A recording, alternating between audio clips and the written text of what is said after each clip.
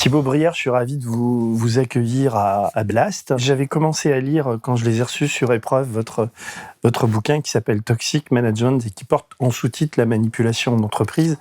Et puis, je reçois beaucoup de livres et là, je l'ai terminé. Je viens de passer ma journée avec vous. J'ai pris beaucoup de notes et je ressors de cette lecture éreintée. Parce que Bienvenue à Gadama, comme vous appelez. D'ailleurs, on pense à Bienvenue à Gattaca, le film de SF, non? Vous l'avez appelé? Oui, c'est parce qu'on est dans un truc un peu délirant où on se rend compte que, comment dire, on sort de la R1T parce qu'on se dit que si l'entreprise c'est ça, c'est-à-dire c'est une entreprise dont la philosophie générale est de faire travailler les hommes et de les rendre soi-disant heureux par le travail. Et là, on les abrutit, on les rend dingues. In a society where success is determined by science, divided by the standards of perfection, one man's only chance How do you expect to pull this off? I don't know exactly. is to hide his own identity. On est dans un système de paternalisme très dictatorial et on se dit, ce qui est très inquiétant dans le livre, parce qu'en même temps que je lisais ce livre, j'ai reçu celui-là que j'ai pas terminé aussi, qui est un bouquin sur Michelin, et il y a une réciprocité. Alors vous citez pas le nom de l'entreprise, mais c'est une entreprise qui peut ressembler à des tas d'autres. Alors la particularité et la raison qui fait que ce livre est vraiment intéressant, c'est que vous êtes philosophe, donc vous avez une formation de philosophe, et vous étiez embauché comme philosophe dans une entreprise, en gros pour faire passer, enfin vous me dites si je me trompe, hein, une sorte à un moment donné, vous le dites, le patron, que vous l'appelez le père fondateur, donc c'est le PDG d'une grosse boîte, on imagine qu'il y a des milliers de salariés, on ne sait pas très bien dans quel secteur elle est, je ne vais pas le dévoiler, même si j'ai une petite idée, et petit à petit, vous vous rendez compte que la machine est en train de vous broyer, vous aussi, et vous vous en sortez en écrivant ce bouquin, quoi, et en essayant de rendre ce que vous racontez, qui est complètement édifiant, de le rendre un peu universel. En Macronie, en plus, où on prône la libération par le travail, l'entreprise, etc. Une allocution présidentielle aux allures de discours de campagne, avec un thème central martelé plus de 15 fois, le travail. Pour que le travail permette de vivre dignement, le travail continue donc d'être notre boussole. Et vous y avez travaillé combien de temps dans cette boîte? J'ai travaillé 7 ans dans cette entreprise. Au début, par une succession de CDD, et ensuite, assez rapidement, de CDD, le temps d'écrire en fait un bouquin, et ensuite en tant que en CDI pendant plus de 6 ans. Ouais. Mais quand vous êtes embauché, vous pensez pas écrire un livre. Le livre arrive après. Bien sûr. Ouais, c'est ce qu'on comprend en le lisant. Mais ce que je raconte justement dans le bouquin, c'est qu'à un moment donné, j'ai été moi-même amené à écrire du coup un livre sur la boîte. Oui, parce que le patron veut que vous fassiez un livre à sa gloire, en quelque sorte, que vous n'avez jamais fait. Si, le bouquin, j'ai dû en faire un. Et mais c'est pas tant directement un livre à sa gloire, c'est un livre pour manifester combien la philosophie de la boîte en fait est pertinente pour notre temps, est belle et admirable. Oui, on va en parler. Vous avez quel âge? J'ai 45 ans. D'accord. Et ça fait combien de temps que vous êtes sorti de ce bourbier? Ça va faire quelques années maintenant. Ouais. Et vous avez écrit le livre pendant que vous y étiez ou depuis que vous êtes sorti? Non, après. Après, alors il y a peut-être une forme de thérapie effectivement par l'écriture, mais c'est surtout parce que je pensais que c'était nécessaire à la fois pour les salariés, parce que j'ai vu des choses, j'ai vu des salariés en souffrance en interne. Moi, j'ai pas eu directement à en souffrir personnellement, ça c'est important. Comme je puisse le dire, moi-même, j'ai pas été, si je puis dire, victime de ce que je raconte. En revanche, j'en ai souffert pour les autres, pour ce que j'ai vu. Moi, j'avais une position assez privilégiée dans l'organisation. C'est-à-dire, on souffre avec vous et on souffre pour eux. Vous avez des tas d'exemples. J'ai une question à vous poser. Vous étiez payé combien pour ce travail d'esclave philosophique, en quelque sorte? Oui, j'ai été payé 5 500 € net. Donc en brut, je crois que ça fait 7 000. D'accord, c'est un bon salaire et je comprends que aujourd'hui, vous êtes prof de philo, vous gagnez beaucoup moins et donc on est sans doute prêt à des sacrifices. Oui, alors je fais pas prof de philo aujourd'hui. Hein. Non, mais je veux dire, vous pourriez. Donc vous avez un DEA de philo et vous avez pas passé, vous avez fait 5 années de doctorat et vous l'avez pas passé parce que vous bossiez là-dedans. Donc vous avez une formation. Pas parce que je bossais là-dedans, je bossais dans d'autres entreprises effectivement avant. Et ensuite j'ai travaillé chez Gadama. Moi, j'ai voulu m'intéresser vraiment aux entreprises parce que je pense qu'il y a quelque chose de philosophiquement intéressant qui se passe aujourd'hui dans les entreprises et que la philosophie, comme la sociologie déjà, a tout intérêt à essayer de comprendre. Alors moi, je vais vous dire, c'est commun un boulot de philosophe en entreprise ? Enfin, ça existe dans plusieurs entreprises. Alors, de manière salariée, non, c'est pas commun. Pendant plusieurs années, je crois vraiment, enfin, à ma connaissance, j'étais le seul philosophe salarié de France et voire même dans le monde francophone. En revanche, se développent dans des boîtes souvent anglo-saxonnes des postes de chief philosophy officer. Oui, vous fassiez des formations, des consultations en entreprise en tant que philosophe. Je peux comprendre comme en tant que sociologue ou C'est ça, psychosociologue. de l'extérieur généralement. Mais là, salarié, on s'est dit, bon... Alors, je vais lire les mots du PDG, et on se dit, il est chouette, ce type. Il dit, le PDG, donc, mon père était charron, ma mère professeure de philosophie. Je me suis fait tout seul. J'ai été traumatisé dans mon enfance par les actualités décrivant les horreurs nazies et la passivité des collaborateurs qui les avaient rendues possibles. Je me suis dit, plus jamais ça. Aurais-je voulu bâtir une organisation différente de celles qui permettent une telle barbarie et dans lesquelles tout le monde peut se déresponsabiliser en disant « je n'ai fait qu'obéir ».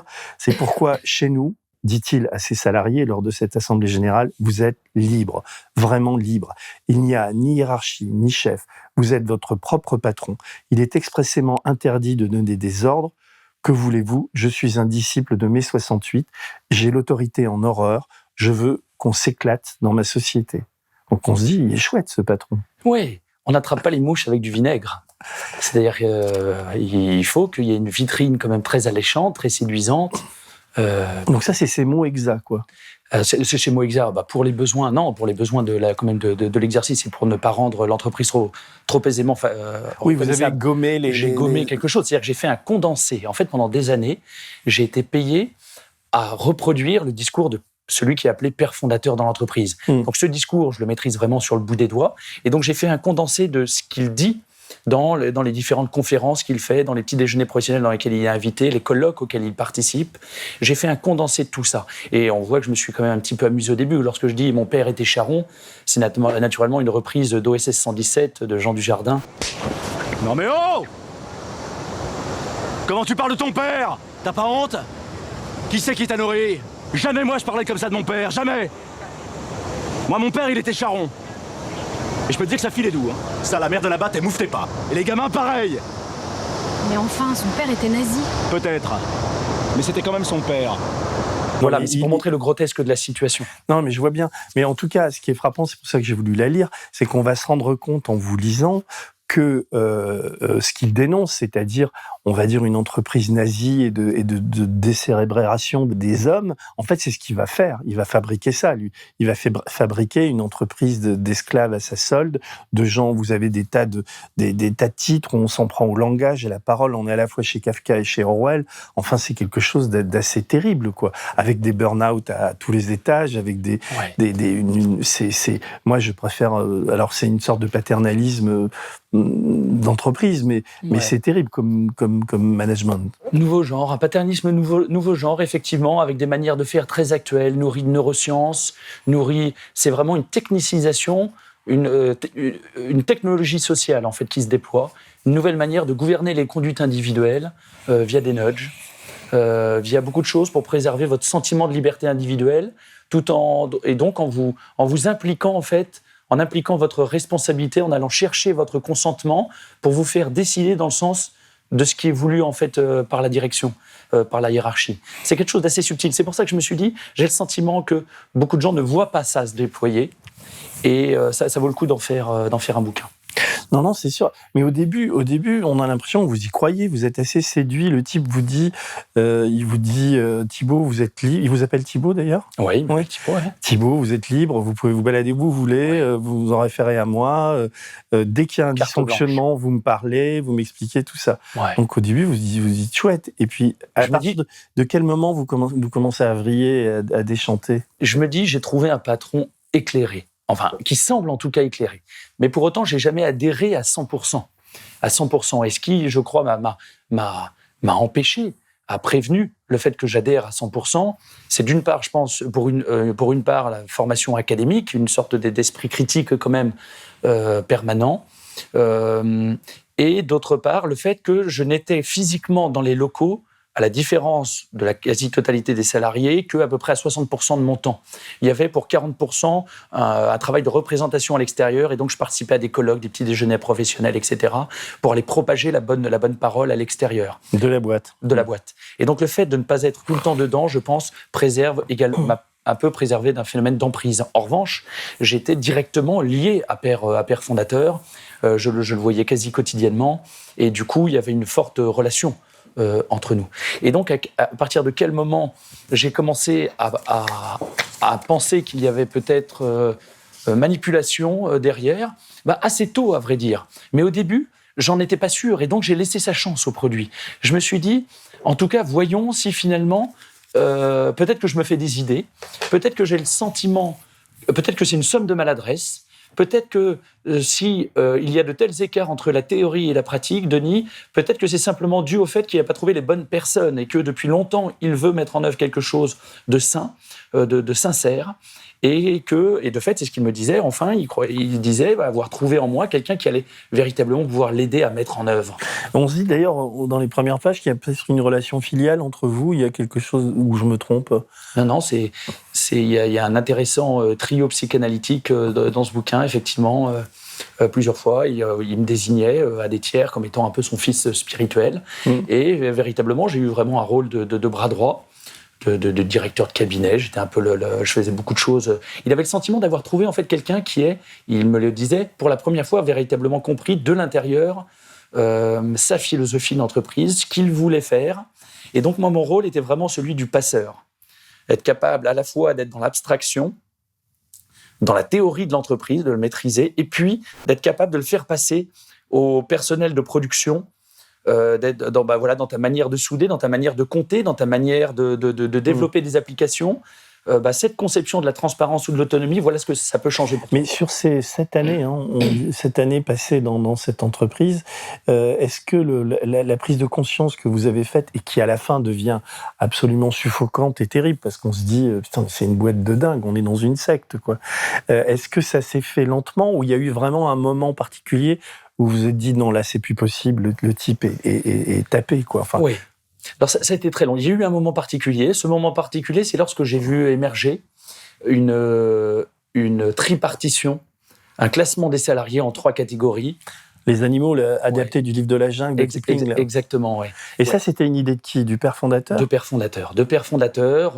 Moi, vraiment, je l'ai alerté là-dessus. Et du coup, ça a été de là a débuté une sorte en tout cas de suspicion de sa part à mon égard, parce que il a senti, et il avait raison, que je n'étais pas complètement, c'est le moins qu'on puisse dire, sur la même longueur d'onde. Parce que donc lui, il y a les ours, il y a les serpents, c'est la catégorie de salariés qu'il faut virer, qu'il faut en tout éradiquer, faire partir, éliminer, supprimer.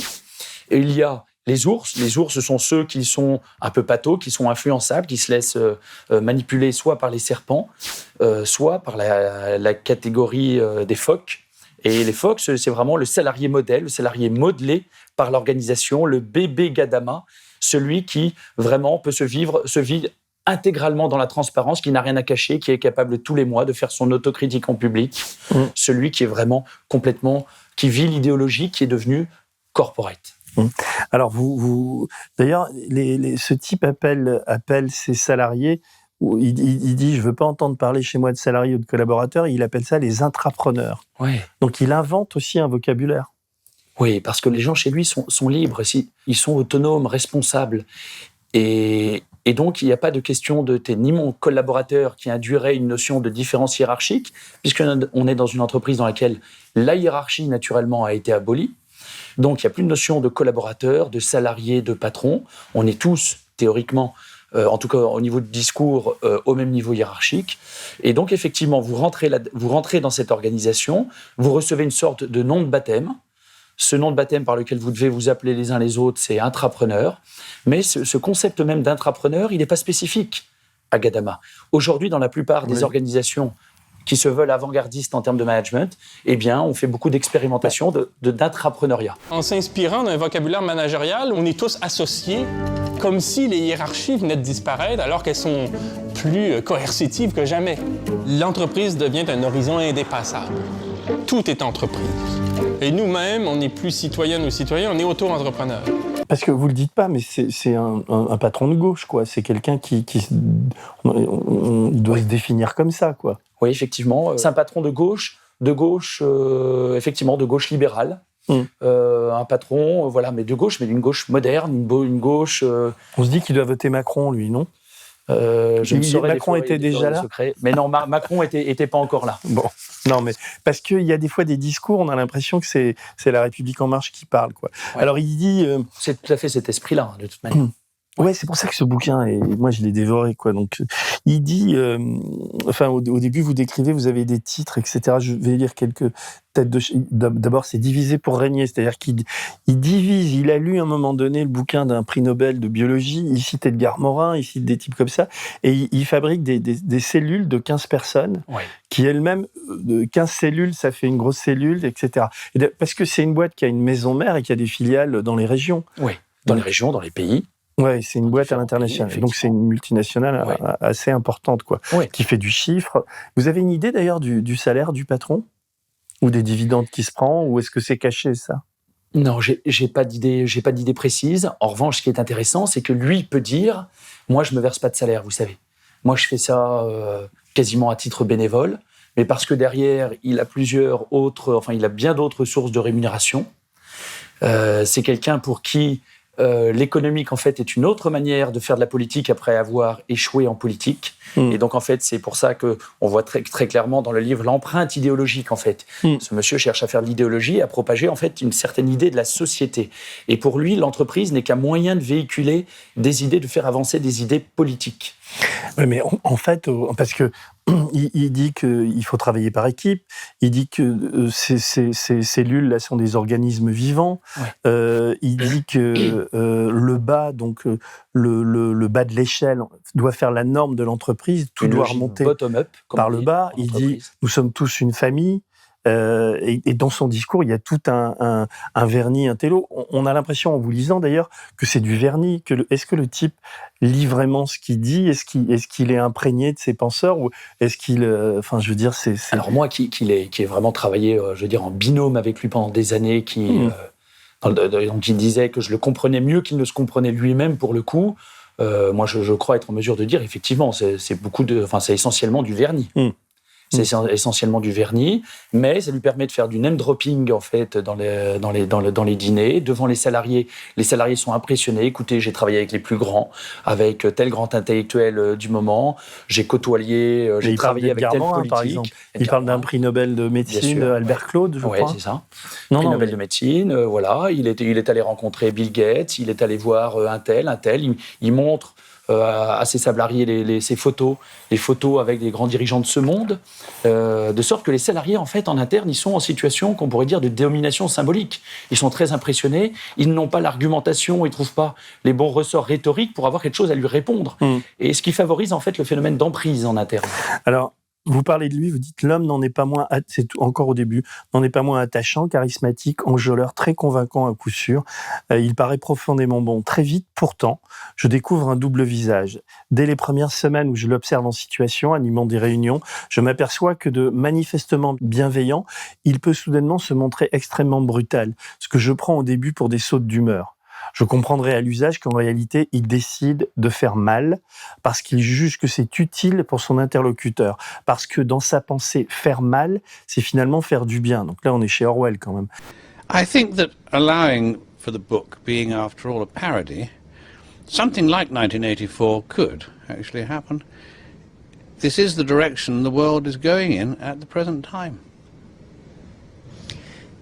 In our world, there will be no emotions except fear, rage, triumph and self-abasement. There will be no loyalty except loyalty to the party. But always there will be the intoxication of power. If you want a picture of the future, imagine a boot stamping on a human face forever. Plus tard encore, je m'apercevrai que cette deuxième interprétation est insuffisante et que derrière l'apparence d'une décision rationnelle, il a un besoin irrépressible de faire sentir aux autres ce qui lui semble être sa supériorité, de manifester qu'il est le dominant, raison pour laquelle, on le verra, il fait la chasse aux dominants en interne. Il veut exterminer tous ceux qui peuvent un peu lui faire de l'ombre. Et je saute quelques lignes et vous dites, au fil de mes nombreux et très longs entretiens avec Père Fondateur, la demande se précise. Il attend de moi que je verbalise sa philosophie, laquelle servira non seulement à clarifier les choses pour directeur général aux manettes et à mieux faire comprendre aux salariés ce qu'il attend d'eux, mais aussi à rendre manifeste aux yeux de tous la longueur, la hauteur, la largeur, la profondeur de sa pensée politique, économique, sociologique, anthropologique, etc., etc. C'est accablant, quoi. Enfin, on se dit, putain, mais vous avez dû souffrir quand même. Ouais. Enfin, j'ai souffert plutôt par égard pour la vérité. C'est-à-dire que plus d'une fois, naturellement, j'ai senti que la vérité était malmenée. Mais ce qui est intéressant dans l'évolution actuelle, en termes de management, dont cet extrait témoigne, c'est qu'aujourd'hui, les patrons, en fait, il y a une volonté de dominer. Enfin, les patrons, je ne veux pas faire de généralité. En tout cas, certains patrons. Ils ressemblent à un paquet de patrons. Moi, j'en connais quelques-uns. Ouais. Oui, alors dans ce cas-là, c'est inquiétant. Je connais des patrons repentants, c'est-à-dire je connais des patrons qui ont quitté l'entreprise et qui après, avec leur argent, peuvent aider les autres, etc. Mais c'est compliqué d'être. Enfin, je veux pas défendre les patrons, mais être patron, diriger une boîte, faire plaisir aux actionnaires, parce que c'est une boîte qui a des actionnaires, il faut qu'il y ait des dividendes qui tombent, etc. Donc, mais lui, il est quand même très particulier. Enfin, ce que vous racontez. Mais à un moment donné, c'est ça. Vous êtes le philosophe du patron et vous lui servez pendant un moment donné. Vous servez à son entreprise un peu de démolition des hommes. Non ? Oui, de caution morale, un moment de caution morale, mais ça, je ne m'en aperçois pas tout à fait. Enfin, tout de suite. Mais donc, il y a ici, clairement, enfin, donc c'est un patron qui est dans la domination, et un patron qui est dans la domination qui prêche la non-domination. Et toute la subtilité, je crois, assez pervers. est là. C'est qu'on peut se demander, moi c'est quelque chose, parfois on peut clairement se poser la question, si finalement la plupart, que ce soit des politiques ou que ce soit dans le domaine économique, si finalement les gens qui prônent à chaque fois la déhiérarchisation, la non-domination dans les organisations, souvent ce sont des tempéraments dominants. Et donc on peut se poser la question, et c'est ce que je dis dans l'extrait que tu as lu, on peut se demander si finalement ce n'est pas « je ne veux aucun dominant, point de suspension, d'autre que moi ». Finalement, donc c'était ce que vous disiez, dominer pour régner. Et donc, et derrière, donc, le moyen de cette domination, c'est tout un effort de théorisation. Et ça, c'est nouveau chez un certain nombre de patrons. C'est que maintenant, ils éprouvent le besoin d'avoir une forme de tartufferie, d'hypocrisie, c'est-à-dire de masquer cette entreprise de domination derrière tout une phraséologie, un effort de conceptualisation. Donc, ils publient des bouquins. Ils publient des bouquins, ils se réfèrent, ils remontent à la préhistoire, ils réinterprètent l'ensemble de l'histoire du monde. Ce patron a publié, il a réinterprété l'ensemble, c'est limite l'ensemble de la métaphysique, l'ensemble de l'histoire. Quoi, quand même. Eh bien, à un moment, il y a un sentiment d'impunité et il se prend pour un intellectuel. C'est pour ça que lorsqu'on fait des interventions tous les deux en entreprise, il embodosse, lui, le rôle du philosophe et il dit « Attendez, vous m'interrogez sur la fonction de mon entreprise ?» Pour vous répondre, j'ai besoin de remonter aux origines de l'humanité. Et il se lance dans un discours de 3/4 d'heure pour réinterpréter. Ah oui, mais on a vraiment l'impression, par moments, je lirais des passages qu'on est dans une secte. Bienvenue à tous pour ce cercle des femmes. J'avais envie de vous parler d'une méthode pour vous passer des serviettes hygiéniques pendant les règles. Tu vas où, Victor ? J'ai entendu que c'était le cercle des femmes. Moi, je croyais que c'était l'atelier lâcher prise. Donc tu penses que les règles, ça concerne que les femmes ? Non, j'ai pas dit ça. Mais effectivement, c'est plus un problème de femmes. Ah, c'est un problème ? Non, alors donc c'est bien que tu restes. Oui, d'accord. C'est pas ce que je veux. C'est juste une expression, d'accord. Je propose qu'on chante. J'aime les règles, me connecte avec la lune. Et que le type il se prend pour un gourou, quoi. Enfin, il est pas très sympathique. Hein. Putain, on se dit, mais moi je me posais, mais comment vous avez fait pour tenir 7 ans, quoi. Mais ça prend, Denis. Denis, ça prend. La plupart des patrons auxquels il parle, des cadres d'entreprise auxquels il parle, boivent ses paroles parce qu'on a là un homme qui a réussi. Alors, ouais, il y a un moment d'ailleurs, j'ai relevé. Qui leur permet de s'élever. Ouais. Oui, qui est inspirant. C'est ce qu'on appelle aujourd'hui un leader inspirant. Mais lui, d'ailleurs, quand il a démarré, vous le dites, enfin, je l'ai pas lu ou vous le dites pas dans le bouquin, il a démarré tout petit ou on lui a donné l'entreprise, c'est une entreprise familiale qu'il a récupérée? C'est à la base une entreprise familiale qu'il a récupérée, même s'il lui dit que c'est un self-made man qui s'est fait tout seul, etc. Il a récupéré une boîte de son père d'une 100aine de salariés.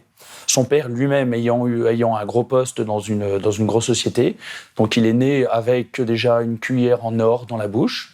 Mais donc il a développé, ceci dit, l'entreprise familiale. Il en a fait un groupe de plusieurs milliers de personnes. Oui. Vous avez été licencié ou vous êtes parti de votre propre... À terme, j'ai été licencié pour insuffisance professionnelle, oui. Et donc, vous avez signé une clause de confidentialité ou non. Même pas? Grâce à Dieu, j'ai rien signé puisqu'il n'y a pas eu du coup d'accord, de négociation. Et pourquoi dans ce cas vous ne donnez pas le nom de la boîte? Je donne pas le nom de la boîte parce que en fait mon éditeur m'a dit qu'il valait mieux ne pas le citer. Deuxièmement, parce que la cité donne, m'a-t-on dit plusieurs fois, donne le sentiment d'un règlement de compte, d'une vengeance personnelle, alors que personnellement, j'ai aucune acrimonie, mais ça peut être interprété comme ça. Et deuxièmement, ça prête, m'a-t-on dit également, moi je me fie un petit peu aux experts en la matière, ça prête davantage à la diffamation. À diffamation, parce que en fait, si le contenu de ce que je dis est vrai, il n'y a pas de problème. Il faut le prouver, quoi. En revanche, le fait que ce soit moi qui le dise, je peux être interprété comme n'étant pas de bonne foi, parce que c'est moi. Et comme j'ai été licencié, on pourrait considérer que j'ai une forme de rancœur. Une forme de rancœur, alors que pas du tout. Moi, je considère que le licenciement, ça fait partie des modalités de sortie naturelles. Vous dites encore au début, je ne le sais pas encore, mais j'entame une expérience d'immersion relativement rare dans la réalité opérationnelle d'une société, d'abord étudiée théoriquement. Ce que Père Fondateur me permet, c'est de découvrir la pluralité des facettes de Gadama Inc. Depuis le top management, je participerai aux réunions du conseil d'administration et du comité de direction, jusqu'au personnel de production. J'animerai des formations destinées aux technicien comme manager et serait amené à circuler dans les enseignes des différentes filiales. Oui, vous aviez un poste qui était quand même très... vous étiez aux premières loges partout, quoi. Oui, le terme de première loge est bien choisi, Denis. Et c'est ça qui m'a paru mériter d'en faire un livre.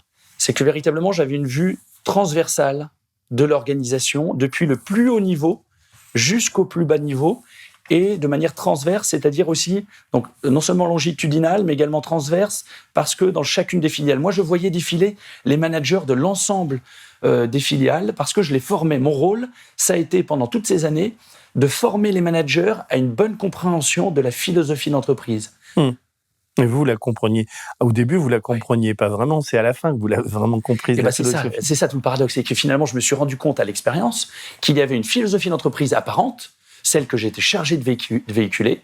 Et puis, en fait, il y avait une philosophie d'entreprise cachée, dissimulée, que petit à petit, en fait, j'ai appris à connaître. Une philosophie réelle. De même qu'il y a un travail prescrit et un travail réel, eh bien, il y a une philosophie prescrite. J'ai retrouvé le passage qu'on parlait tout à l'heure. Donc, ce patron fait il classe les salariés.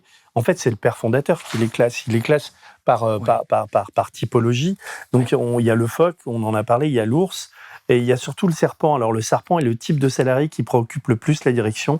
Ce qui était chez l'ours une exception devient chez ce reptilien déguisé en humain une vicieuse habitude. Il défie le plus souvent les règles tout en faisant mine d'y satisfaire. Il est ingérable. Mais ça veut dire que ces serpents qui travaillent chez Gadama, là, ce sont des types qui ont compris ce que vous n'aviez peut-être pas compris et qui se disent, bon, je prends mon blé, mais je fais comme si je croyais au truc, mais exactement. Ces types sont dingues, quoi.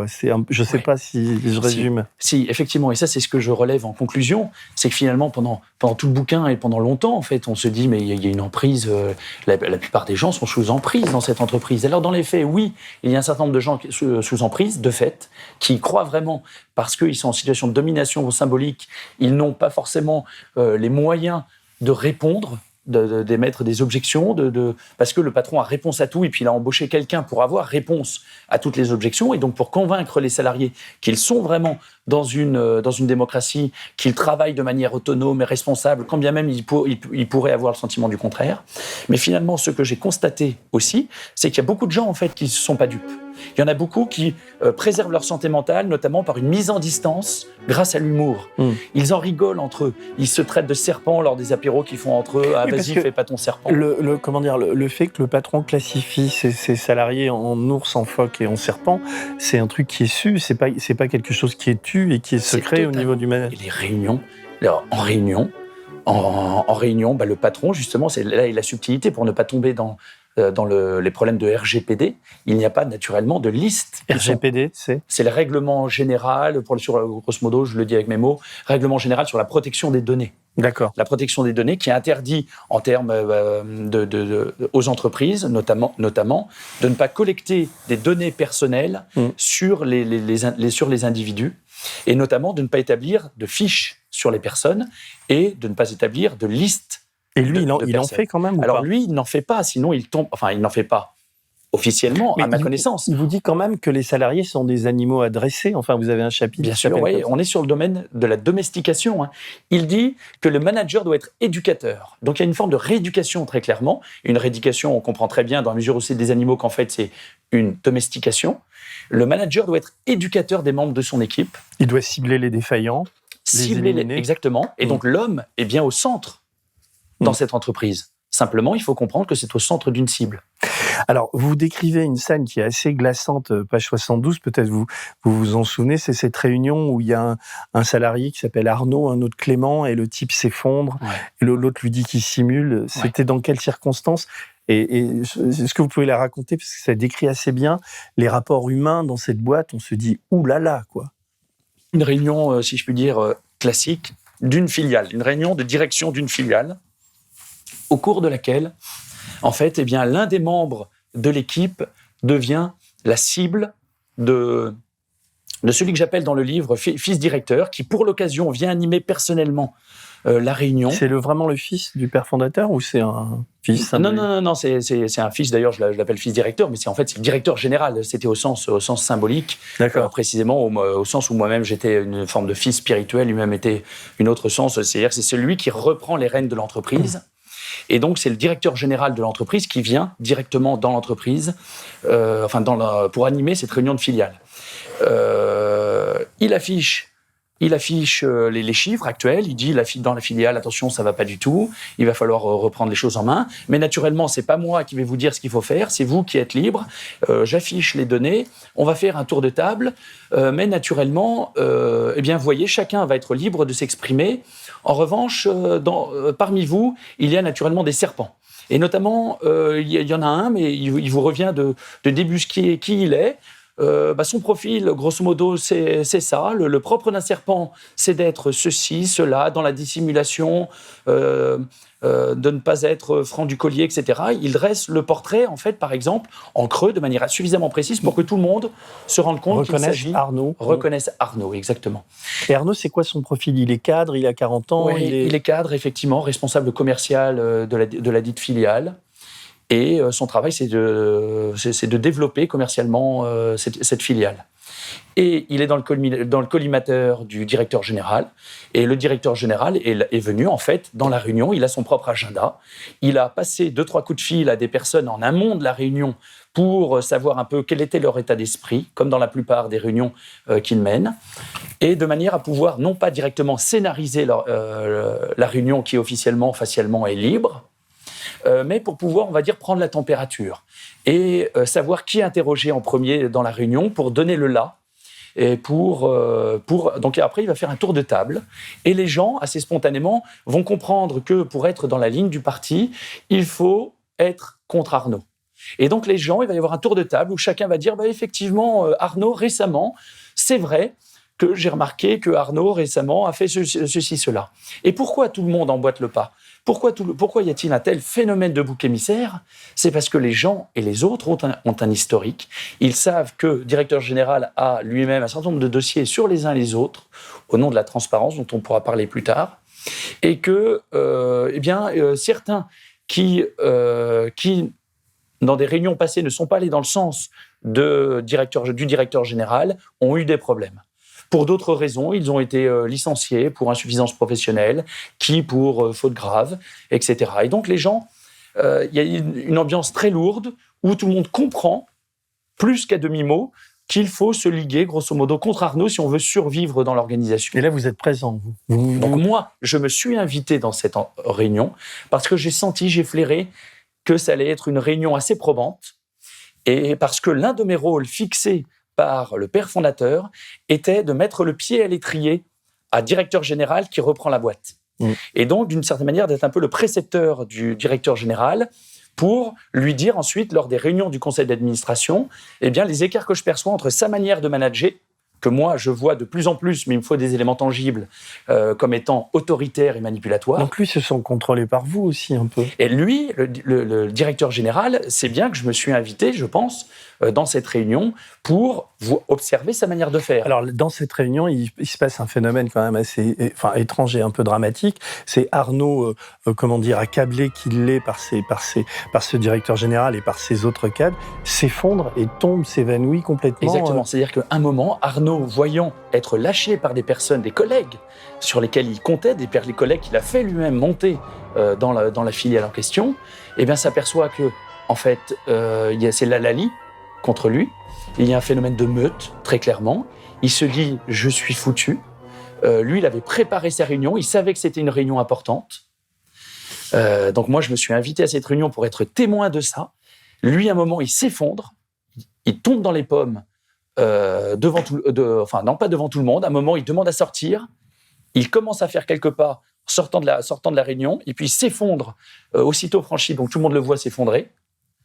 Il y en a, directeur général dit que personne ne bouge, il simule. Il y en a un qui finit, donc même pas moi. C'est-à-dire que moi, j'ai mauvaise conscience. Il y a un moment, tout le monde est paralysé. Vous avez le supérieur hiérarchique qui dit que personne ne bouge, et il est en train de faire de la simulation, tout ça. Il l'a pensé avant, sans doute avec son avocat, etc., que personne ne bouge. Il y en a un qui finit par quand même se lever, le courageux ici, qui va quand même. Il va être viré, lui, après, non? Il va avoir des problèmes. Je ne sais plus ce qu'il est devenu, lui exactement. J'ai pas suivi. Sans doute, effectivement, il a eu des problèmes. Et à ce moment-là, oui, qu'est-ce qui se passe le type vous dit, il simule, il interdit aux gens de... Et là, vous réagissez quand même à ce moment-là, vous ou pas? Non. Non, je réagis pas.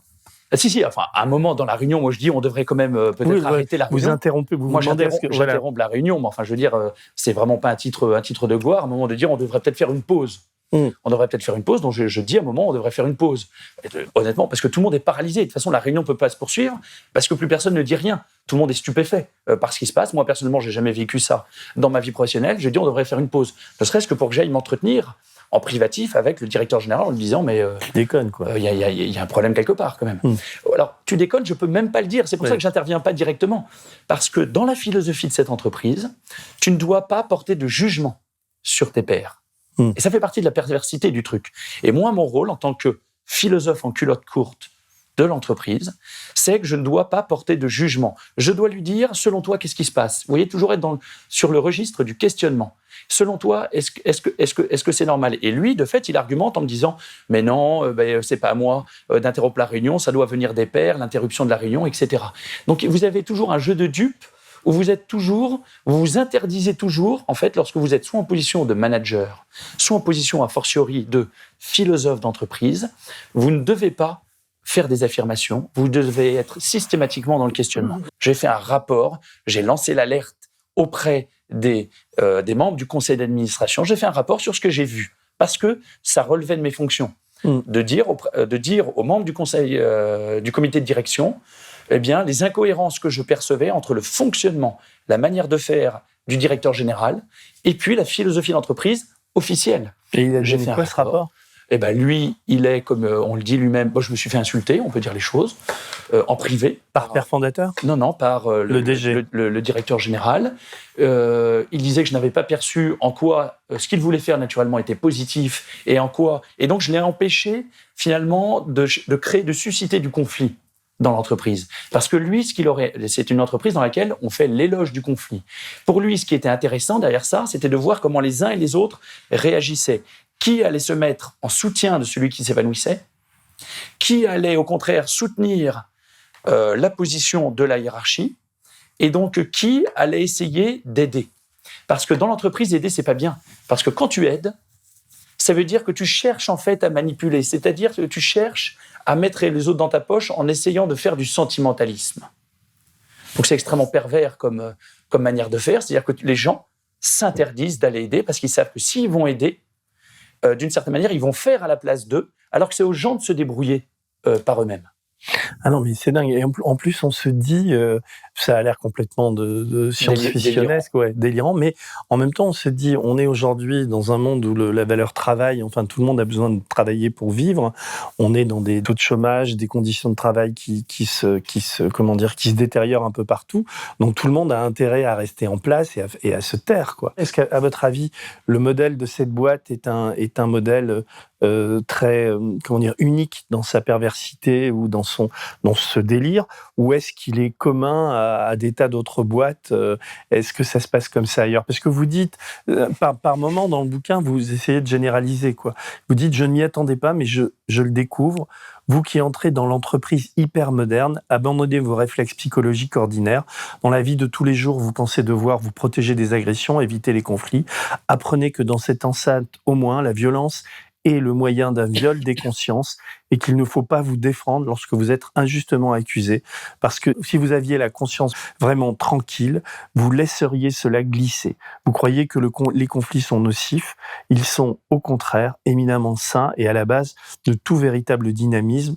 Une bonne formation, vous en convaincrez. C'est-à-dire, vous le dites par moment, je sais plus, vous avez une phrase il y a tout un travail qui est fait aussi sur le langage, sur la destruction du vocabulaire, une sorte d'asservissement complètement mental, quoi. Et donc ça fait des salariés de cette boîte des sortes de robots, quoi. Enfin, c'est-à-dire qu'il faut que les gens pensent et verbalisent leur propre travail avec les mots qui leur sont suggérés par la boîte. Ouais. Mais vous pensez donc que cette boîte est commune à d'autres boîtes, maintenant que vous en êtes sortis, vous entendez, parce que là, vous me parliez, alors cette boîte, on peut le dire, à un moment, je croyais que c'était Michelin, mais c'est pas Michelin, donc, mais par contre, quand je lisais ce livre sur Michelin, qui est l'histoire d'un cadre qui est très intéressant, c'est un cadre de Michelin qui est dans une sorte de dépression et qui va quitter la boîte et qui raconte, il a des titres qui font penser à votre livre, la descente, l'obsolescence programmée des salariés, l'impuissance des contre-pouvoirs, comment on fabrique de l'inaptitude et finalement du mensonge, au service de quoi? D'un patron de droit quasi divin qui impose des rythmes, qui impose une culture d'entreprise qui est effarante et effrayante. Oui, le livre d'Éric Collen est vraiment très bon, et notamment parce qu'effectivement, il décrit aussi l'arrière-boutique. Ouais. L'arrière-boutique d'une entreprise qui, comme la plupart, montre d'abord une vitrine.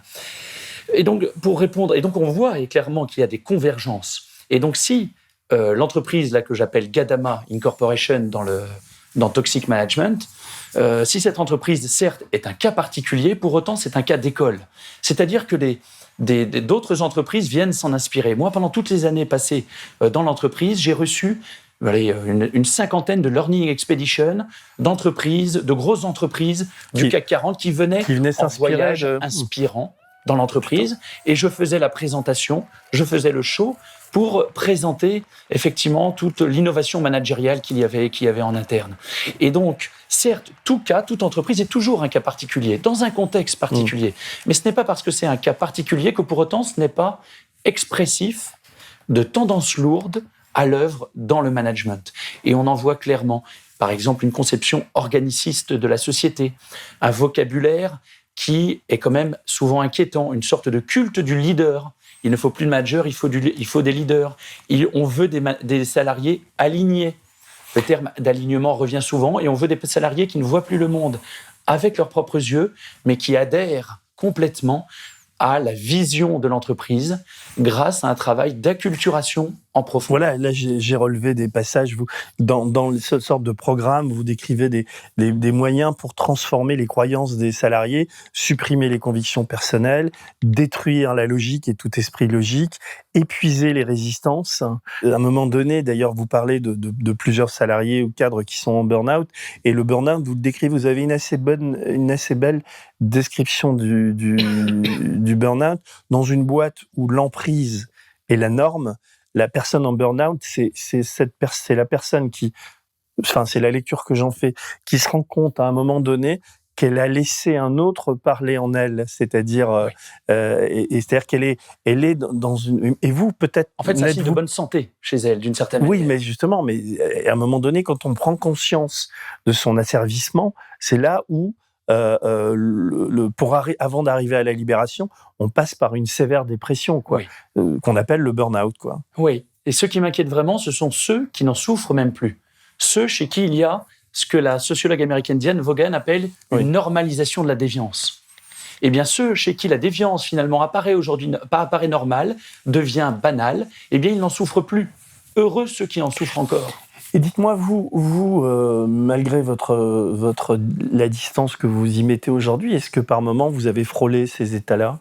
Oui, je crois que je l'ai frôlé. Il y a eu des moments où j'étais surinvesti dans mon travail, parce que comme j'étais véritablement l'homme de confiance, on me demandait de faire beaucoup de choses en entreprise, à la fois des missions spéciales en interne pour mener des enquêtes, si je puis dire, faire des coups de sonde dans l'entreprise pour essayer de voir où sont les grumeaux dans la pâte, lorsqu'il y avait des problèmes particuliers, à la fois de regarder par exemple si tout était cohérent avec la philosophie d'entreprise, de communiquer à l'extérieur, de dire aux membres du comité, du conseil d'administration, les écarts que je pouvais percevoir, je le disais tout à l'heure, entre la philosophie d'entreprise et puis leur fonctionnement quotidien. Donc je faisais beaucoup de choses. Donc il y avait à un moment une sorte de fébrilité, j'étais vraiment sur tous les fronts. Donc il y a des moments où moi-même, j'ai senti que ça allait devenir Alors vous parlez à un moment donné, j'aimerais que vous vous expliquiez là-dessus, parce que si c'est un modèle qu'on peut exporter à d'autres entreprises, d'une structure en oignon. C'est-à-dire qu'on n'est pas dans une structure hiérarchique. C'est quoi la structure en oignon ? Oui, la structure en oignon, c'est une structure que, en tout cas, les sociologues qui observent les sectes ont décrite. La structure en oignon, c'est une structure dans laquelle, finalement, quand vous arrivez dans une organisation, vous pensez que l'organisation, vous y passez quelques mois, quelques semaines, l'organisation, visiblement, c'est ça. Mais en fait, c'est la première couche de visibilité. En y passant un peu plus de temps, par exemple, lorsque vous gravissez la hiérarchie, ou lorsque vous devenez, par exemple, manager, vous apercevez qu'en fait, les chiffres sont en fait retravaillés, qu'en fait, il y a manière que, en fait, on peut présenter tel chiffre en fonction de l'objectif managérial que l'on veut. Si on veut écrémer le nombre de salariés dans l'entreprise, eh bien, on va plutôt afficher tel chiffre, tel indicateur. On va dire qu'actuellement, il y a des difficultés dans la filiale. Ça va aider à faire le ménage. Alors qu'en fait, si ça se trouve, la filiale est en bonne santé. Mais simplement, on va organiser une sorte d'évaporation de la valeur par des mécanismes savants pour, en tout cas, montrer qu'elle est en difficulté. Et donc, on s'aperçoit donc que finalement, que ce que l'on pensait, tout le vernis, finalement... s'effrite. Voilà. Et donc, au fur et à mesure que l'on progresse dans la hiérarchie, on progresse dans les arcanes de l'organisation et que finalement l'organisation est faite de strates successives, de couches de visibilité. Ce que j'allais dire, l'oignon, c'est quand on enlève les peaux d'un oignon, elles se superposent pas, elles sont mélangées, quoi. Et on arrive au cœur de l'oignon. Exactement.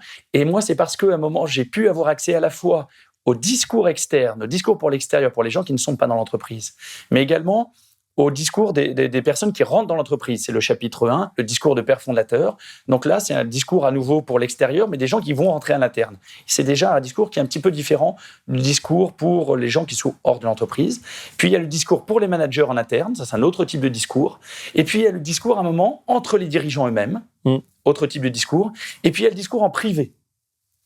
En privé, lorsque je suis invité à dîner chez les uns, chez les autres, les dirigeants, sur les petits jeux, les combines entre eux. Mais même en privé, est-ce que des gens, est-ce que vous nouez des relations amicales ? Est-ce que des gens se lâchent ou est-ce qu'il y a même une méfiance en privé à votre égard ? Bien sûr, il y a une méfiance. Il y a une méfiance en privé entre eux. Il y a des stratégies entre eux, et c'est tout ça qui est intéressant aussi de saisir avec le temps. On s'aperçoit que ceux qui sont facialement les meilleurs amis du monde, en fait, ils en pensent éventuellement pas moins. Par ailleurs. C'est une vie pour rien, quoi. C'est une vie... Alors évidemment, c'est extrêmement complexe. C'est une vie pour rien, mais néanmoins, en tout cas pour l'observateur, ce qui est extrêmement intéressant, c'est de pouvoir confronter ces différents niveaux de discours, ces différents types de discours, et de se dire, on vit dans un monde de fous. Et de se dire, à un moment, moi, j'ai été placé comme un chien dans un jeu de quilles. Lorsque je participais aux réunions du conseil d'administration, le père fondateur me demandait de systématiquement, quasiment être en opposition avec le directeur général, qu'il fallait éduquer, et son éducation du directeur général devait se faire par le conflit. Donc il fallait, tous les mois, que je dise au directeur général les écarts que je percevais entre la philosophie d'entreprise officielle que le fondateur voulait lui inculquer, et puis son fonctionnement quotidien. Donc c'était ingérable. Donc vous avez les discours en off, que les uns et les autres. C'est vrai, vous inventiez des... Ah non, je l'inventais jamais. J'avais pas besoin d'inventer. Mais vous dites... Le fonctionnement du directeur général était en total décalage de toute façon avec la philosophie d'entreprise officielle de l'entreprise. Et ça, le Mais vous avez un exemple? Je comprends pas bien, parce qu'en vous lisant, Oui, alors un exemple très clair que je relate quand même dans le bouquin, c'est que du point de vue, par exemple, du père fondateur, les entreprises... Vous voyez, le père fondateur, c'est vraiment dans une sorte de logique post-68 hard. Les individus doivent se vivre dans une totale transparence et il faut faire en sorte qu'il y ait des décisions collectives qui soient prises dans les business units. De sorte que le manager ne doit pas arriver dans la réunion en situation de force, c'est-à-dire, pour lui, il doit avoir le même degré d'information que tout le monde. Et donc, s'il a plus d'informations parce qu'il a organisé ou il a eu accès à des coulisses malgré lui avant la réunion, il doit d'emblée mettre tout le monde au même niveau d'information.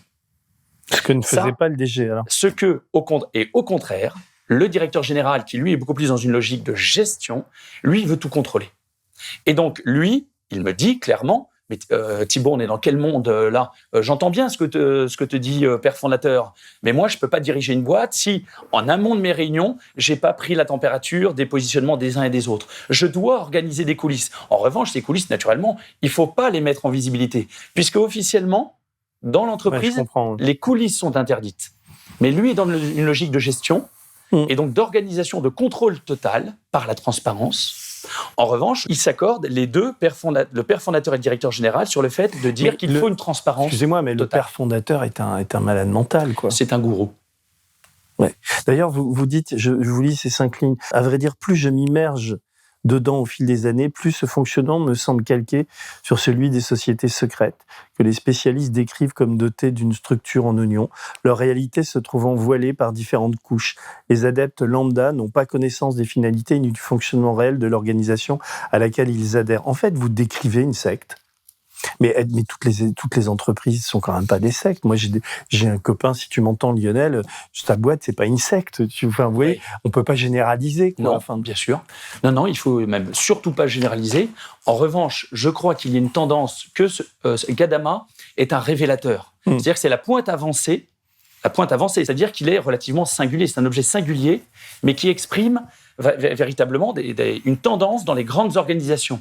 Et de fait, dans la plupart des grandes organisations, je pense que je vous apprendrai rien, Denis, on s'aperçoit que finalement, il y a une vitrine, il y a une arrière-boutique, il y a des strates organisées parfois intentionnellement pour tromper les investisseurs, pour tromper les salariés, dans une certaine mesure, parfois de manière volontaire, parfois de manière involontaire, mais c'est souvent quand même quelque chose d'assez organisé. Et finalement, qu'est-ce qu'une secte, à part une entreprise commerciale donc visant à gagner de l'argent, prenant des prétextes idéologiques, des prétextes religieux. Ouais, et là, il y a tout à fait une organisation messianique. C'est en dissimulant notre caméra que nous avons pu assister à la messe à Richnou. Après l'incantation, le gourou parvient à la transe et c'est à ce moment qu'il procède à la quête donatoire transcendantale.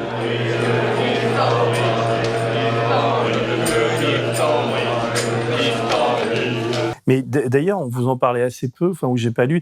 C'est une boîte qui fait beaucoup de profits, qui donne des dividendes à ses actionnaires importants, dont le chiffre d'affaires évolue, grimpe, etc. ou pas? Oui, c'est une entreprise très profitable parce qu'il y a très peu de fonctions support. Il y a peu de fonctions support et c'est une entreprise essentiellement familiale et de sorte que donc les actionnaires se versent plusieurs dizaines de pourcents de dividendes. Et pour une part, l'entreprise sert à nourrir. Alors, vous dites qu'il y a une sorte de perversion permanente du langage. Il y a un travail où il y a une hiérarchie, mais la hiérarchie n'est pas respectée. C'est très troublant, ça aussi. Vous décrivez des réunions où vous assistez à des trucs où on a l'impression que c'est un bordel permanent, quoi, mais qui est finalement voulu par le patron. Enfin, il y a des moments où on perd pied, quoi.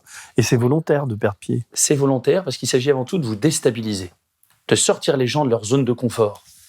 Et ce qui est volontaire, c'est le fait d'être dans une organisation dans laquelle il n'y a pas de hiérarchie. Mais il y a quand même des mecs qui gagnent le SMIC ou 2000 balles, 3000 balles, puis il y en a qui gagnent 10 000 balles, quoi. Il y a quand même une hiérarchie par le salaire. Très peu. C'est une boîte qui se targue justement d'avoir des écarts salariaux, on va dire, officiellement, sur une échelle, aller de 1 à 4. D'accord. de 1 à 4. Donc, il n'y a pas d'énorme... Et c'est pour ça qu'ils disent, eux, qu'en fait... Il n'y a pas de syndicat dans la boîte? Alors, il y a plus. un syndicaliste, mais il n'y a pas de section syndicale. Un syndicaliste, le même, et qui est là depuis très très longtemps. Et il se bagarre encore un peu, lui? Il se bagarre pas du tout en interne. Et la raison pour laquelle il dure, c'est que précisément, du point de vue en tout cas des dirigeants, il a bien compris la philosophie de l'organisation et il est un fidèle relais de cette organisation auprès des salariés. C'est-à-dire qu'il a compris que le lieu d'expression des critiques, ce n'était pas le syndicat, ce n'étaient pas les instances représentatives du personnel. Le lieu où doivent être dites les critiques, ce sont les réunions mensuelles dans les business units. C'est-à-dire que si vous avez des choses à dire, ça doit être par devant, en toute transparence, devant vos collègues, et des critiques qui doivent être notées au compte-rendu de la réunion. Vous voulez dire que sur toute la boîte, donc les milliers de salariés, plusieurs milliers, il y a un seul syndicaliste? Il y a un seul syndicaliste. Ah ouais, quand même. Et comme il y avait un seul philosophe, quoi. Mais ça, c'est pas commun, quand même. Alors, c'est pas commun. Alors, eux, le discours officiel, Denis, je vous le donne dans le mille, c'est que dans la mesure où ils ont réussi à éradiquer le pouvoir, du coup, il n'y a plus de contre-pouvoir, puisque le contre-pouvoir lui-même s'adosse à un pouvoir. C'est vrai qu'il y a plusieurs boîtes comme ça aussi où il n'y a pas de syndicat du tout. Et ce qui est très fort, c'est d'être parvenu à canaliser les expressions critiques dans un endroit, finalement, où la direction peut en être avertie le plus tôt possible. Parce que lorsqu'on vous demande tous les mois de faire votre autocritique et d'émettre vos critiques à l'égard de l'organisation, eh bien, en toute transparence devant les membres de votre équipe et devant votre manager et dans des comptes rendus qui vont être lus par la direction, eh bien, le jour où il y a besoin de ce service de se séparer de vous, eh bien, vous avez vous-même abondé, fait un dossier RH contre vous, puisque vous avez vous-même reconnu tous les mois que vos difficultés professionnelles et que vous étiez insuffisant professionnellement, que vous n'aviez pas fait telle chose sur laquelle vous étiez engagé, etc. Les difficultés relationnelles avec vos pairs ont été mises en lumière et ont été notées au compte-rendu. Donc le dossier RH, il est tout constitué le jour où il faut se séparer de vous. Ah oui, parce qu'il y a des stratégies pour virer les mecs, quand même. C'est une boîte qui vire, quand même. Les serpents, il faut les éliminer. Alors, il faut faire rentrer des phoques. Mais naturellement, ça, c'est en dernier lieu. Ce qu'on va essayer, c'est de faire en sorte que les gens parce que c'est un échec pour le patron aussi. C'est un échec, exactement. Et donc, il faut que les gens partent d'eux-mêmes, et c'est avant tout aux collègues, aux pairs. Et donc, on va essayer de faire que ce soit les collègues qui fassent comprendre aux collègues qu'à un moment, on est désolé, on ne peut plus travailler avec toi. Tu n'as plus notre confiance, tu dois démissionner. C'est ce qui s'est passé avec Arnaud, là, dont vous décrivez. Exactement. Mais lui, d'ailleurs, a été viré, j'imagine, depuis, où il a été mis dans un placard. Alors, lui, justement, là, une des raisons pour lesquelles, à un moment, le directeur général lui-même est venu, c'est que Arnaud, lui, naïvement, n'entendait pas partir de lui-même.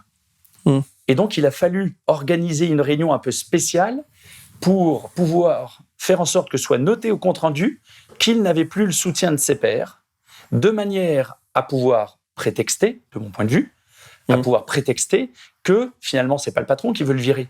C'est que Arnaud n'a plus le soutien de ses collègues. Donc, son travail étant devenu impossible, eh bien, le manager se voit dans l'obligation, malheureusement, de devoir se séparer de lui. Alors, je voudrais répondre à ce que vous disiez là juste avant. Effectivement, il y a un écran de fumée vis-à-vis des chercheurs et vis-à-vis des journalistes qui viennent voir l'organisation.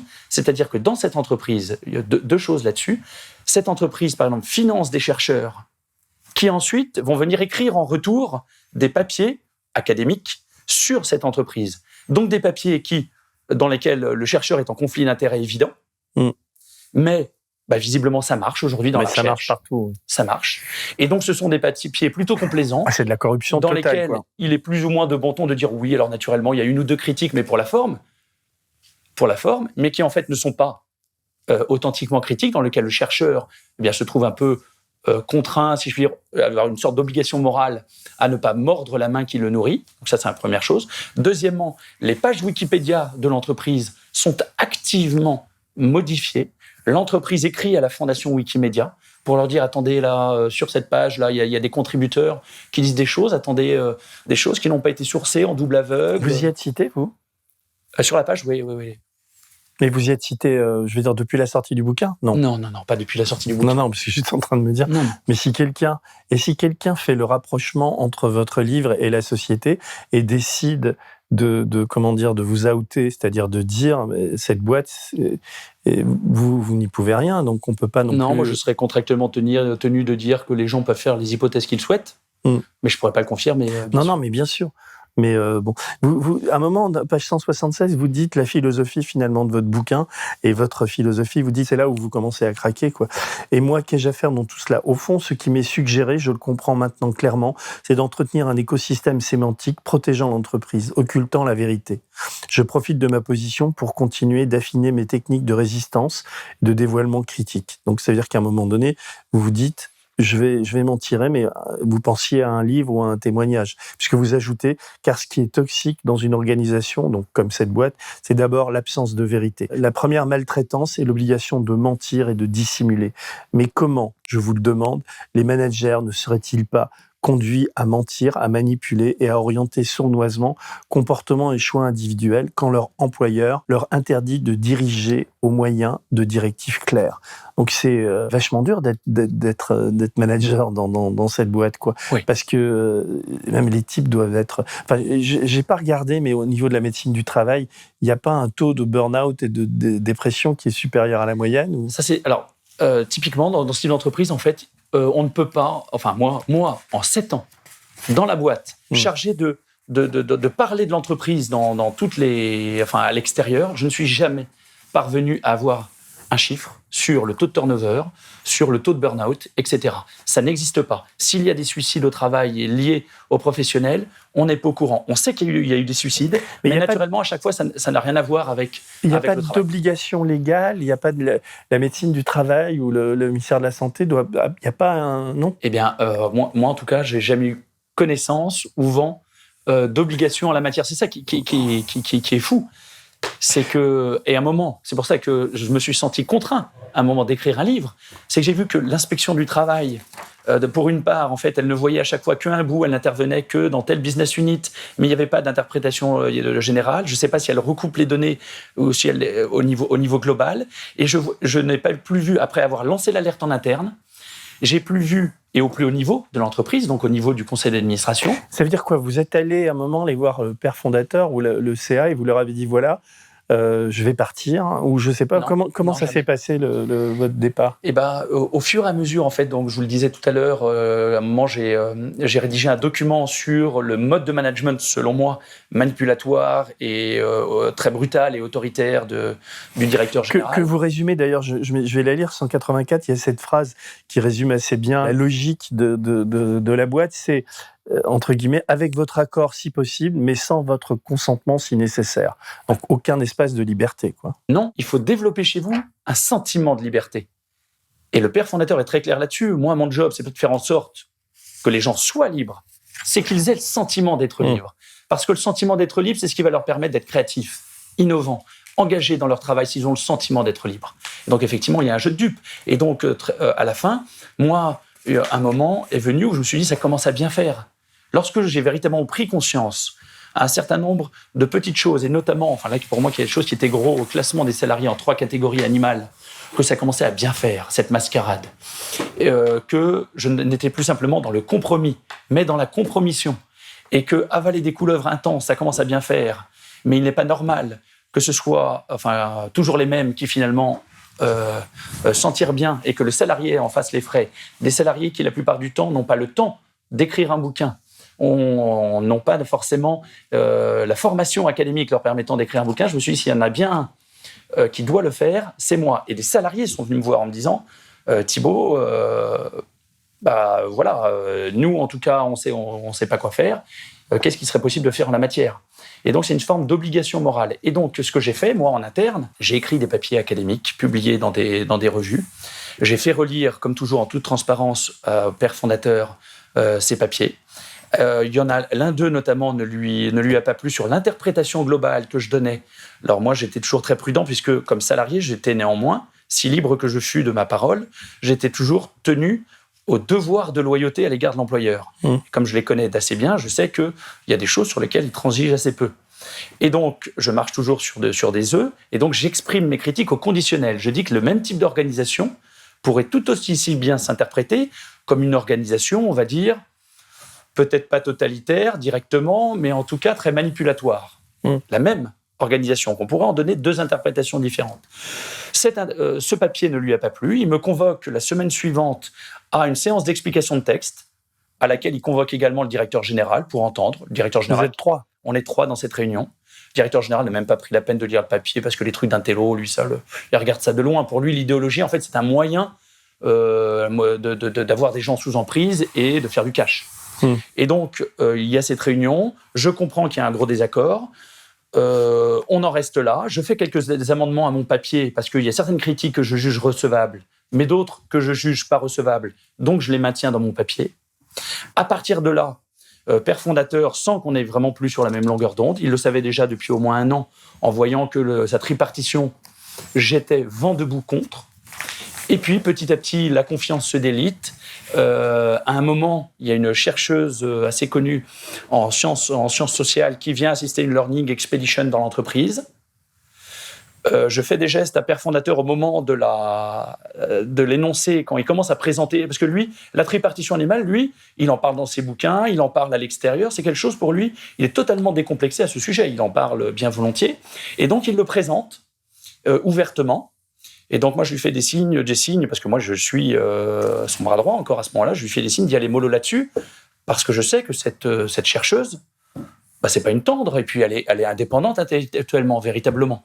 Donc je lui dis, allez-y mollo. Enfin, je lui fais des signes. Et il lui dit, en sortant de la réunion, il me dit, Thibaut, c'est intolérable.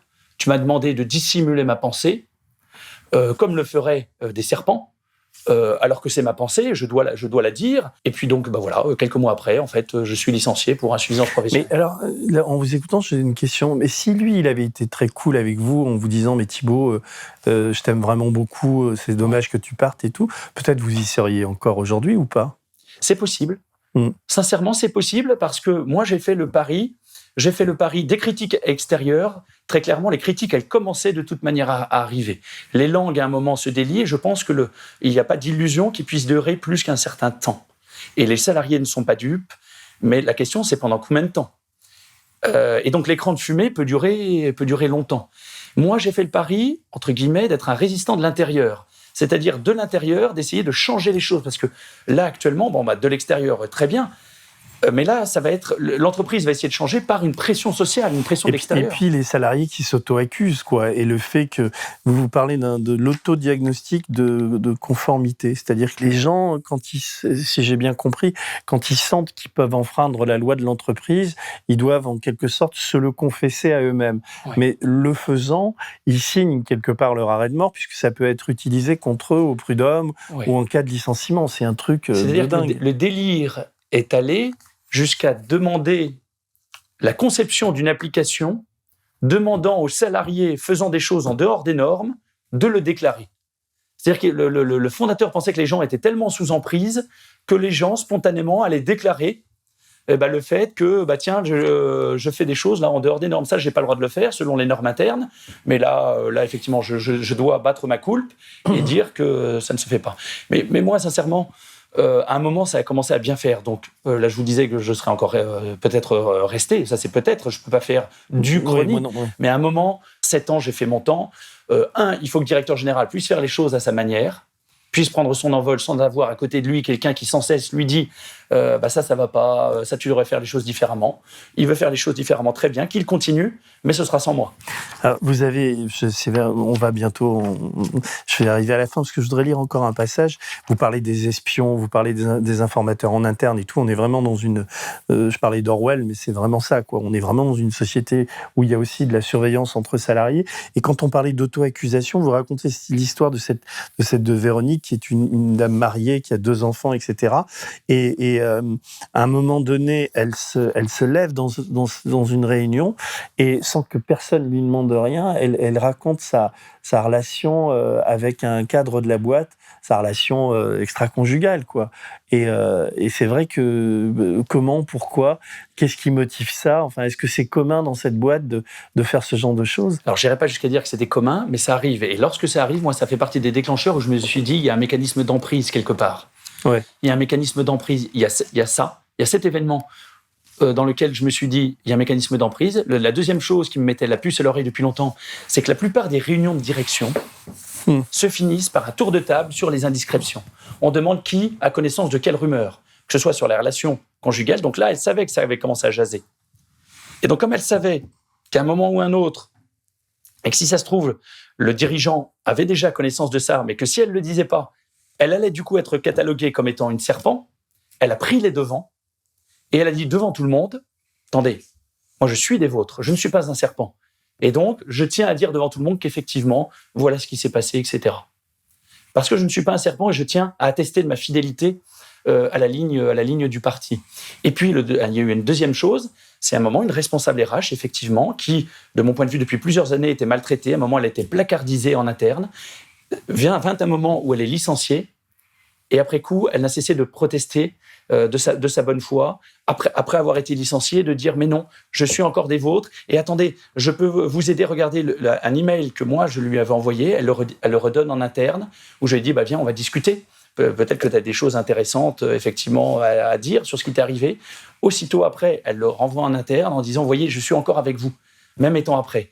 Cette femme, manifestement, était encore sous emprise. Ouais, en tout cas, elle n'avait pas fait son deuil. Et ça m'a frappé. Je me suis dit, il faut l'écrire. Alors, il y a un truc que vous écrivez qui dit un peu qui dit encore plus la philosophie de cette boîte.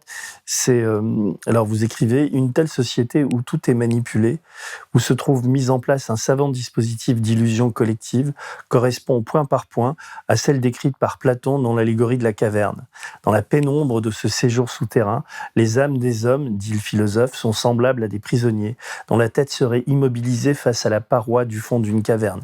Rien ne leur est visible, sinon projeté sur cette paroi par la lumière d'un brasier du côté de l'entrée, des ombres d'objets, d'utilitaires ou figuratifs que brandissent au-dessus du muret auquel sont adossés les prisonniers, un cortège de marionnettistes. Les prisonniers n'ayant jamais vu que ces ombres, ils les identifient à la seule réalité. Ça veut dire que quand on est dans une boîte comme celle-là en permanence, on est dans un monde d'obscurité et d'ombre, et que c'est très difficile c'est-à-dire que la réalité, elle vous aveugle aussi, parce que vous sortez en pleine lumière. Et elle vous séduit. À un moment, au début, les illusions sont séduisantes. C'est l'oignon dont vous parliez tout à l'heure. Mais c'est très difficile, finalement, d'en sortir de cette boîte et de cette emprise. Alors, c'est difficile de fait, parce que, je le disais tout à l'heure, le vocabulaire, on vous amène à penser votre situation au travail avec les mots et avec les concepts qui vous sont suggérés. Donc c'est très difficile de parvenir à vous dire mais en fait, je ne suis pas vraiment autonome, ou les décisions collectives sur les dés sont un peu pipées, parce que vous n'avez plus d'arguments. Et on dépasse déjà toutes vos objections. L'interprétation du mythe de la caverne dont vous avez parlé, là, elle m'a été, en fait, je l'ai lu dans un ouvrage que j'ai publié, qui s'appelle « Le cercle sur l'abîme », d'un de mes anciens professeurs de philosophie, Pierre Marias, qui a cette interprétation assez, que je trouve très pertinente et novatrice du mythe de l'allégorie de la caverne, et où finalement, effectivement, les prisonniers de la caverne, on leur présente des fictions motivantes, séduisantes. Et aujourd'hui, en entreprise, on peut se demander si on ne serait pas acculé à cette situation des prisonniers de la caverne. Les fictions motivantes, quelles sont-elles ? C'est l'entreprise à mission, c'est la raison d'être, des débats autour de la raison d'être, c'est le management par les valeurs. Autant de choses extrêmement séduisantes, c'est le management participatif. Autant de choses bonnes en soi, mais qui peuvent être très facilement dévoyées, détournées. Alors, ma dernière question est la suivante, c'est est-ce que vous avez envoyé ou fait signe à Père Fondateur, est-ce que vous avez envoyé le bouquin, est-ce que vous lui avez dédicacé, est-ce que vous l'avez écrit depuis en lui disant voilà, je te remercie, ou est-ce que vous le tutoyez? Je ne sais pas comment ça se joue après entre lui et vous. Alors j'ai pensé à le faire, j'ai la dédicace chez moi. J'hésite encore à l'envoyer. Voilà, enfin je pense que de toute façon il l'a eu dès le début. Il l'a eu dès le début, donc il l'a déjà, mais c'est vrai qu'avec une dédicace, ça prendrait une toute autre couleur. Et c'est quoi la dédicace, si c'est pas indiscret? Non, je la garde pour l'instant. C'est quoi le sens général de la dédicace? Le sens général de la dédicace, c'est de lui dire en fait merci. Merci de m'avoir permis de découvrir, d'ouvrir les yeux, en tout cas, sur un certain nombre de réalités que je n'avais pas vues. Merci aussi de m'avoir libéré, puisque là, ce sont des entreprises qui sont estampillées. Là, c'est une ancienne entreprise qui est estampillée entreprise libérée. Donc, merci de m'avoir libéré dans le double sens du terme, à la fois en interne, puisqu'ils prétendent libérer les gens qui rentrent chez eux, leur permettre de progresser dans la connaissance d'eux-mêmes. Donc, merci de m'avoir libéré, d'avoir contribué à me libérer, et puis à terme, de m'avoir libéré de l'entreprise, c'est-à-dire de m'avoir remercié, de m'avoir permis d'en sortir. Vous êtes sûr que vous en êtes encore complètement sorti? Oui, vous n'êtes plus du tout sous l'emprise moi j'ai le sentiment en tout cas depuis y être, mais si parfois effectivement je parviens, je crois très bien à reprendre la logique de l'organisation, c'est précisément parce que pendant 7 ans, c'était mon métier, d'être complètement dedans et de relayer. Donc, ça fait combien de temps que vous en êtes sorti ? 3 ans. 3 ans.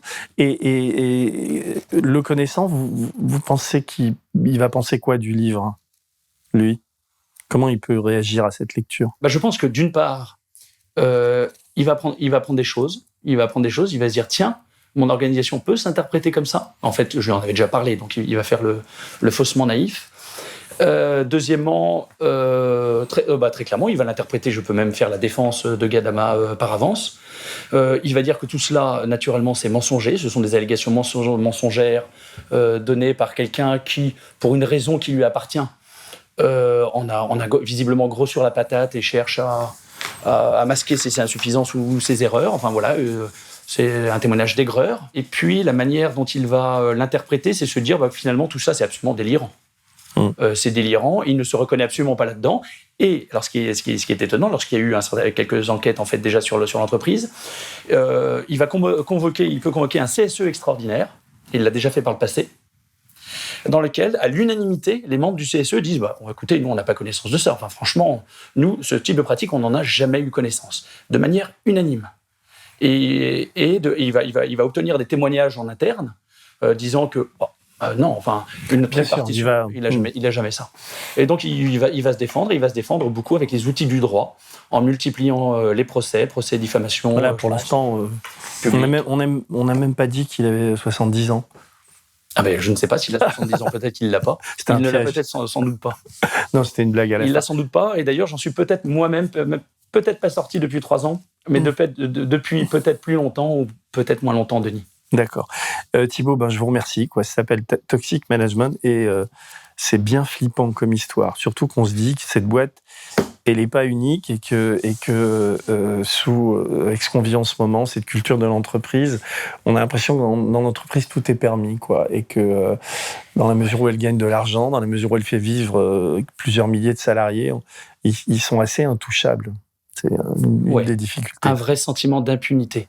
Un véritable sentiment d'impunité parce que beaucoup de réseaux, les gens ont peur de s'exprimer, très peu s'expriment à visage découvert, et il y a un côté très flippant et douloureux parce qu'il y a des gens, des milliers de salariés qui en souffrent, certes, mais quelque part, je crois qu'il faut prendre tout ça complètement au 2e degré et on peut tout aussi bien partir dans un grand éclat de rire tellement c'est parfaitement grotesque, ce qui est décrit. Ceci dit, peut-être qu'avec la loi qui protège les lanceurs d'alerte, dont j'espère qu'elle sera votée bientôt, des gens peuvent en interne mettre des noms pour l'instant sur votre livre, on devrait dénoncer ces choses-là, Il est capital de libérer la parole dans l'entreprise. C'est-à-dire on a beaucoup parlé des abus dans l'Église, à juste titre. On pourrait tout aussi bien parler, on devrait autant parler des abus dans les entreprises. Plus les entreprises grossissent, plus elles ont les moyens de maintenir l'opacité sur leurs propres pratiques. Et il faut que le mouvement de libération de la parole ne soit pas seulement à l'égard des pratiques sociales sexistes, notamment à l'égard des femmes. C'est vrai, vous en parlez un peu du harcèlement, mais vous parlez pas tellement d'agression sexuelle, de choses comme ça. Enfin, il y en a eu justement. Il y a eu des jugements rendus. Ça a lieu en interne. Simplement, comme dans la plupart des institutions, lorsqu'il y a des problèmes sexistes ou sexuels en interne, eh bien, c'est traité en interne. C'est traité en interne. On achète les silences. De sorte qu'in fine, l'entreprise peut se prévaloir de n'avoir jamais été condamnée au pénal, parce qu'à chaque fois, tout ça, la plupart du temps, ça se finit en transaction. Et ce patron de droit divin, est-ce qu'il abuse un peu de son pouvoir auprès des femmes, ou est-ce que vous l'avez remarqué, ça, ou pas ? Cher Denis, je ne saurais dire ici... Mais non, mais on ne connaît pas son nom, ni le nom de la boîte. Bien sûr. À un moment, vous faites allusion à ça. On va dire qu'il a une relation très particulière à l'égard des femmes en général, et des femmes sont venues m'en parler, Donc c'est peut-être le moment pour elle de dénoncer tout ça. De parler, mais il y a des abus, effectivement, si je puis dire, d'ordre sexuel, mais vous avez également, dans beaucoup d'entreprises, les abus managériaux qui ne rentrent pas encore. Ah bah oui, parce que là c'est du burn-out à la chaîne, quand même, dans cette boîte. Oui, du burn-out, mais même les phénomènes d'emprise aujourd'hui en droit, le phénomène d'emprise à ma connaissance. Hein. Et donc je pense que la jurisprudence doit évoluer sur le sujet. C'est une zone grise, ça. C'est un truc, légalement, c'est compliqué. C'est rentré dans le code pénal en 2020. Et peut-être que votre livre va aider à ça. Et je vous remercie vraiment. Et puis c'est bien d'avoir écrit ce livre. Ça vous a libéré. Puis en même temps, quand on le lit, si les salariés de cette boîte le lisent, ça va peut-être les éclairer, quoi. Et j'espère que tous vont devenir des serpents. Et alors, oui, j'oublie chaque fois, ils vont m'engueuler. Si on fait ce genre d'émission, si on peut parler de ce genre de livres qui sortent, c'est parce qu'on est financé par les gens qui soutiennent Blast et qu'en ce moment, on est en pleine campagne et on a besoin d'abonnés. On a besoin, parce qu'on a une fin d'année difficile, on a une grosse masse salariale, parce qu'on paye tout le monde ici, normalement, selon les conventions collectives. Il n'y a pas de serpent ici. On croit tous au projet de cette entreprise et on a besoin de l'aide des gens qui nous suivent. Abonnez-vous à la chaîne YouTube, abonnez-vous à Blast, vous faites des dons, c'est défiscalisé, on récupère 66% de ce qu'on donne, quoi. Donc c'est important. Ça nous permet de parler des livres, ça nous permet de continuer à Blast et de passer l'année en tout cas. Au revoir.